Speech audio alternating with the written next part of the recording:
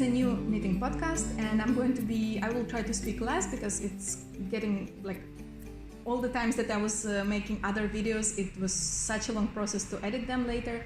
So I hope I will manage faster, and also because I normally have these issues with I need to buy another battery for my camera because sometimes I have some issues with it dying quite fast and everything.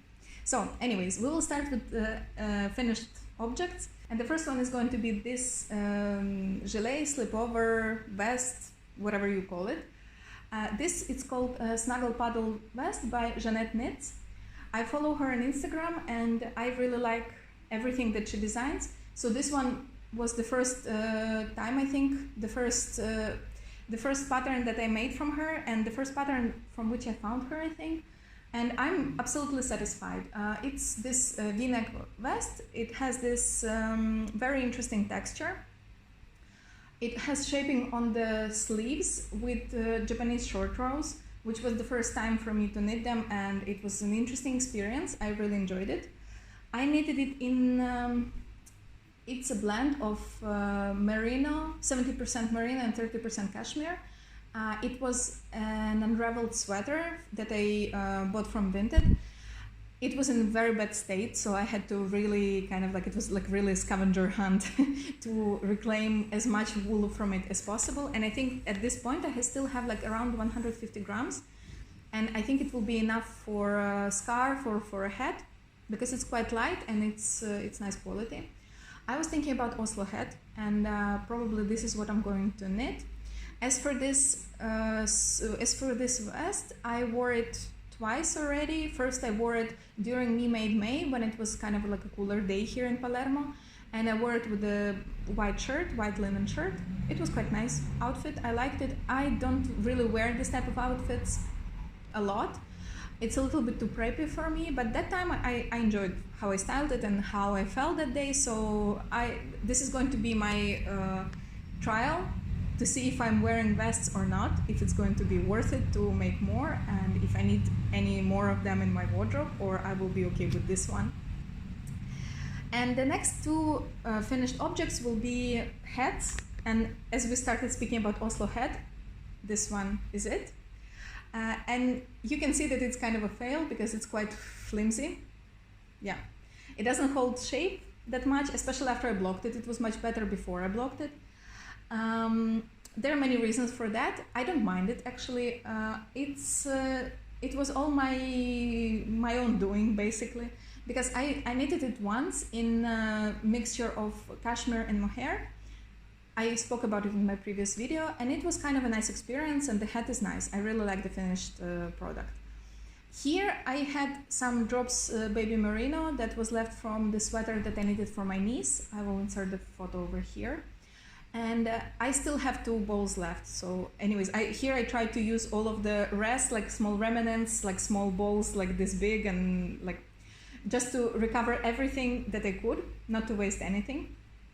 And in the end, it's not what I expected, but on the other hand, once again, I have the pattern that is Oslo hat mohair edition. And so here there is no mohair, and this merino is very soft, so of course it's not going to hold the shape.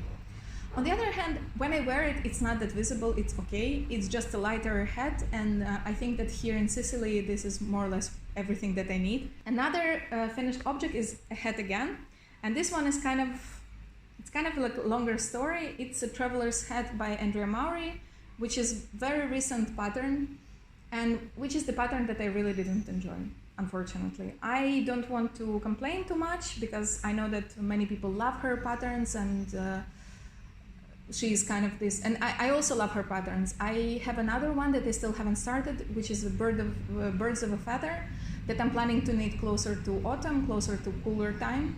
But the issue is that I really admire her style, and I admire how she styles things. And when I saw that hat that was supposed to be published as a pattern on Ravelry, I fell in love with it, and I even put a reminder for myself in the calendar because it was so beautiful and again very cool and angular, and it has this some space in the crown in this angular shape, and on her it looks absolutely beautiful. And so I was like, oh my god, yes, I need to do it straight ahead. I had this green yarn, green wool from a shop that is called Aufburg, It's in Bolzano in the north of Italy. I spoke about it before. I bought it while I was there on Christmas holidays, and I bought it specifically with an idea to knit a hat. And so when I checked the gauge, it was all good, and so I decided, okay, this is what it's meant to be. I don't want to, once again, to complain that much about it, but the issue is that this pattern does not look the same way on any of the testers, if you notice that. And I should have known better, and I should have checked it before, but I didn't. And so in the end, I knit everything how it was said to knit. I finished the crown, I finished all the decreases, I finished it up, and it didn't look anything like that. It didn't have any shape in the crown, it didn't have any space in the crown. It was just like very tight, very rounded head, very weird looking. So I got quite upset. I checked all the photos of the test knitters, and on anyone, like it didn't look like it looked on her, on anyone. So I was quite upset because it's also not a cheap pattern. I think it's like around 10 euro for a head pattern. I think it's a bit too much.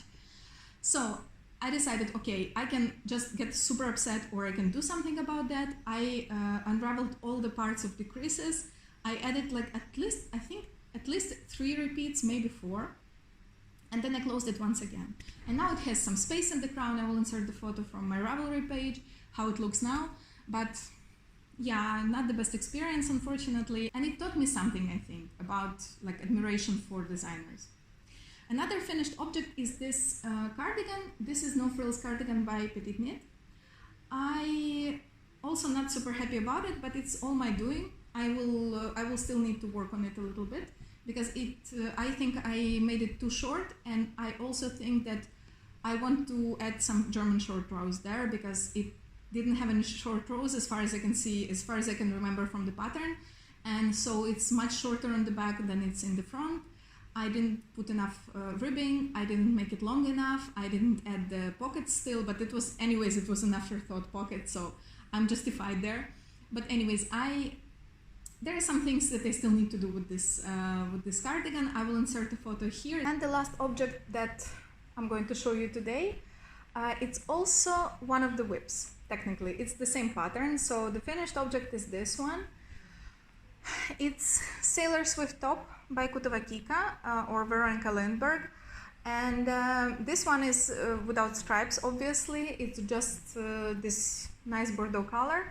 I think it looks a little bit more yellowish, like a little bit more warm on the camera. In reality, it's very nice cool tone Bordeaux with a little bit of a blue undertone instead of yellow. I bought this yarn when I was in Budapest this year. It's called Puli, and I checked later, it's mercerized cotton that is produced in Turkey, specifically for some business in Budapest, so or in Hungary. So this one is a finished object. I worked on it for some time. I started working on it actually when I was flying back from Budapest because I was knitting a sweater for my niece at that time, but I didn't have the cord to separate for sleeves. So I casted on this one in the airport, and it was a nice process. I had some issues with it because this mercerized cotton was very slippery, which was great to knit, but then at some point where I was adding new ball of yarn, or where I was picking up for the sleeves or something like that, in these places it was so easy for it to unravel, and in one place I have quite a big mistake, and at one point I just had to say, okay, I don't care, I'm not going to remake it. It's quite visible that there was a mistake there, but it kind of fixed a little bit with blocking, and on the second thing it's also I was just too tired to really remake it. And so this was the first edition of this top, which is like, technically it's the second time that I knitted it. Okay, sorry, some time have passed because I had an issue with my memory card, but now I'm back. I knitted it last year in stripes in Mandarin Petit by Sandnes Garn. I will insert a photo here. First of all, it was quite big to start with because based on my bust measurements, it sent me to bigger size, and that one was not okay. I think it sent me to XL, and I didn't know. It was my first time knitting something with negative ease, so I'm knitting for like I don't even want to say how many years, like since I was around 6 years old. But the thing is that negative ease is something very different to knitting a normal garment. So I listened, I obeyed, and the problem that the issue was very evident because it was quite big when I finished knitting it. It was quite big here on the like under the bust on the sides. And first time I wore it just outside. I don't remember, like on the week on the day off. And the second time I wore it on a weekday and I wore it to the office, I had to return home at lunch and change because it was stretched out beyond here in the underarms, and so I couldn't wear it anymore. I had to frog it, and I'm knitting it again. So this was a second try, and the third try is this one, which is brings us to whips. Here it is. It's the same yarn that I used last year. I'm just repurposing it once again to knit size M. So last year, as I said, I knitted size XL. It was way too big, and it didn't give me any negative ease. It gave me positive ease, and I think that L would have been the same. So I went down to M, and judging by this this one, it was a good choice because now it gives me exactly negative ease. It fits me very well. It fits me well on the bust and lower. And actually this Bordeaux one I could have made a little bit longer, but I didn't because it's not like cropped, but it's a little bit shorter than what I'm used to, and I never wear cropped things. It's not my thing, and I kind of avoid it, but this one is okay. It's not cropped, it's just a little bit shorter than I'm used to. So anyways, I'm knitting this one now, and this one is once again this Mandarin Petit by Sandnes Garn, white and navy. And I think next time it's going to be a finished object because it's kind of proceeding very well. It's easy, but it's a little bit involved, so it's a nice process, and I really like the end result. So both times with the top last year, I was not a fan of the size of the fit, but I really liked how it looked. And with this Bordeaux one, I already wore it once to the office with a white longer skirt, like kind of lace skirt, and it was a nice look also. I really enjoyed it. And I have a Bordeaux skirt that I sewn last year, so I think together they can also be quite an outfit because they're kind of the same color but not really, so it kind of can be like one of these tonal outfits. So this was my first work in progress. The second one will be this one.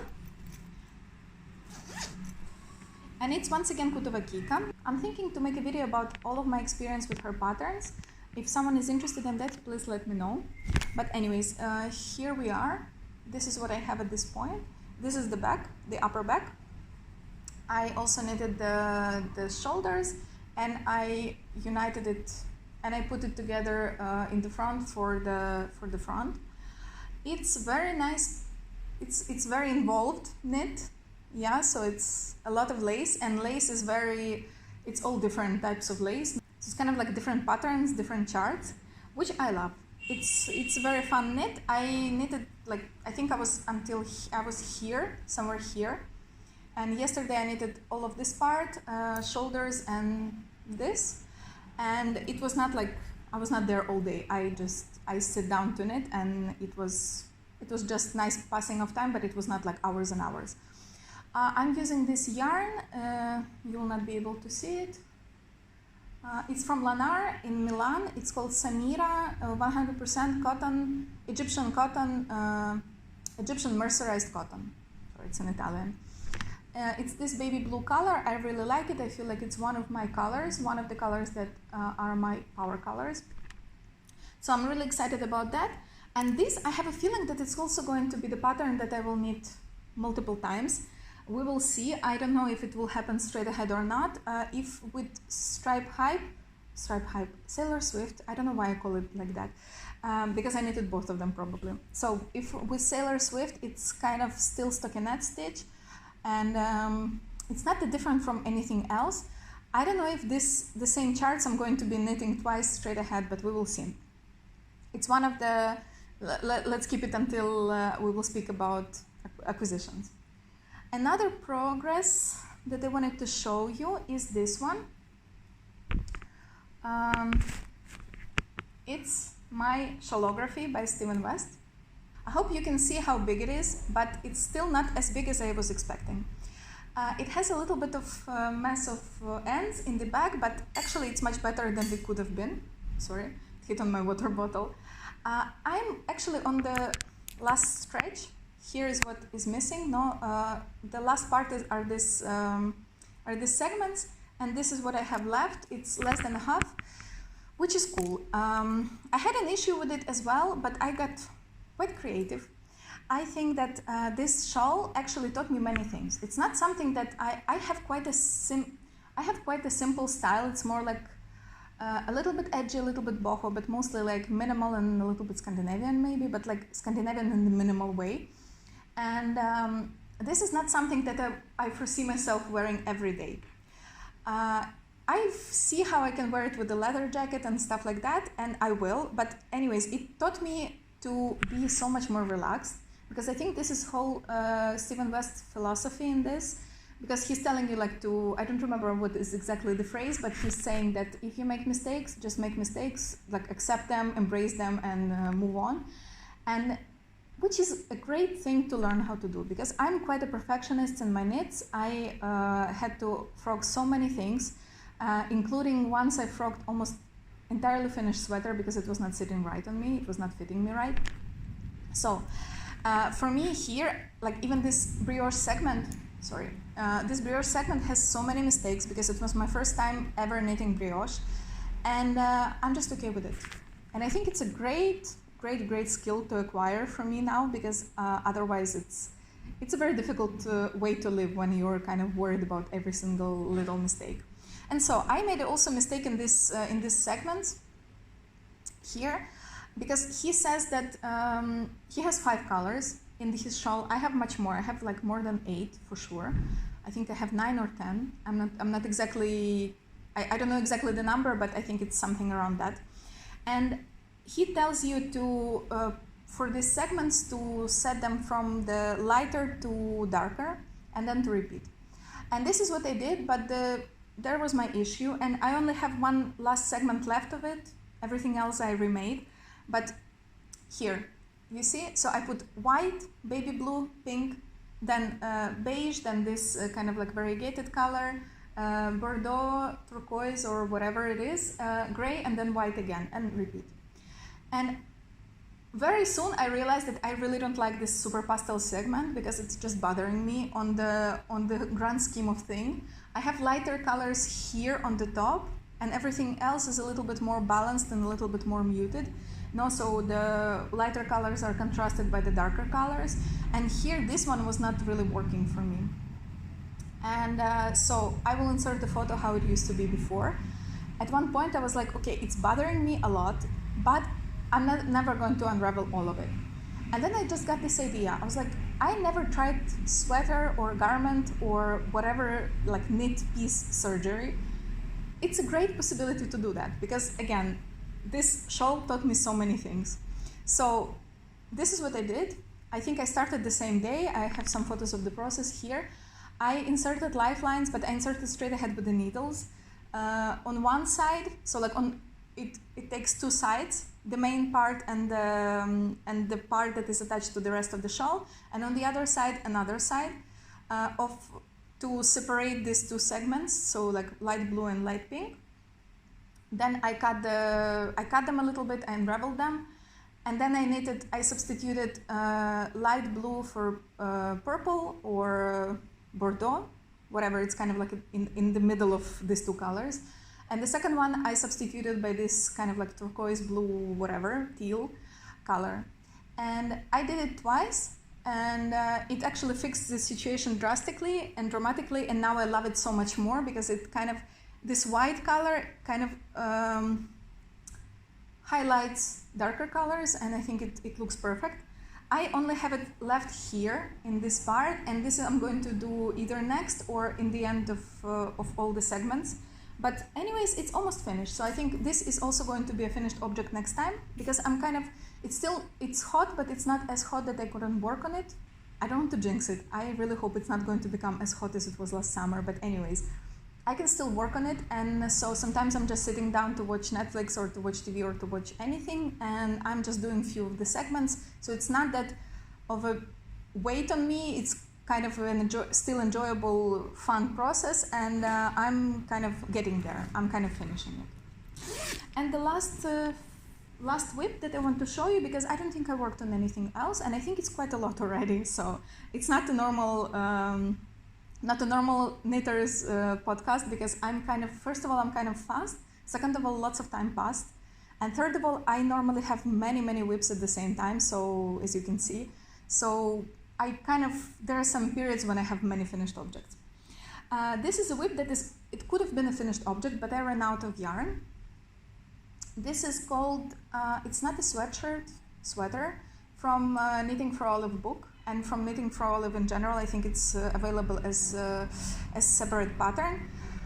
I had this is DROPS Air, and I'm not a fan of this yarn, but I had a lot of it because I bought 10 skeins to 10 balls to knit the turtle dove cardigan, and it took only 5 of them because I was looking at the weight, I was not looking at the meterage, and because it's so light, it has quite a decent length. So I ended up with 5 balls, and I wanted to use them somehow, so I started this sweater and I ran out of yarn.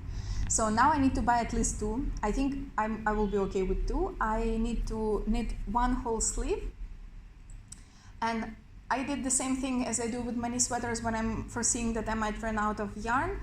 At one point I just stopped here and I used 1 whole ball and a little bit more to knit the sleeve. So now I know that here I can do with 1 ball and a little bit, like around this part was from the second one. So if I will buy 2 of them, it will give me 1 sleeve for sure, and it will give me hopefully enough length to finish the sweater body. At one point I will order this yarn, probably closer to autumn. I'm not sure. Normally when I say that, I go and order it straight ahead, but this is currently living in the project bag. This is it. I want to speak a little bit about purchases, about acquisitions, because I don't have many of them, but I have a few. First of all, it was these ones that are kind of a little bit sad looking, and I'm fully aware of that. I bought this yarn from a lady online who was she said that she's closing her business, and so she's selling the remnants of what she had. And there were some yarns that I wanted to try, and because I wanted to try, I kind of did a stupid purchase a little bit, but yeah, I will tell you about that. First of all, in the platform that I use to buy it, you can make you can take 2 of the items that she's selling, for example, that someone sells, and put them together as a lot, and then you pay less for delivery. And so my initial idea of purchasing from her was this one. First of all, it's Blue Sky Alpaca sport weight yarn in this 2 in like pink and bordeaux colors, which I want to use for a shawl or for something like that.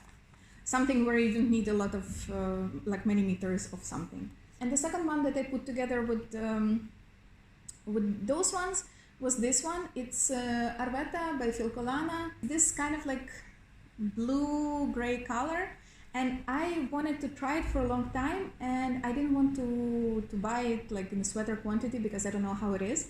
And this is what I love to do when I can rebuy a few skeins, because if it's something that I can use technically, but I don't have to commit to the whole sweater quantity, I'm good with that.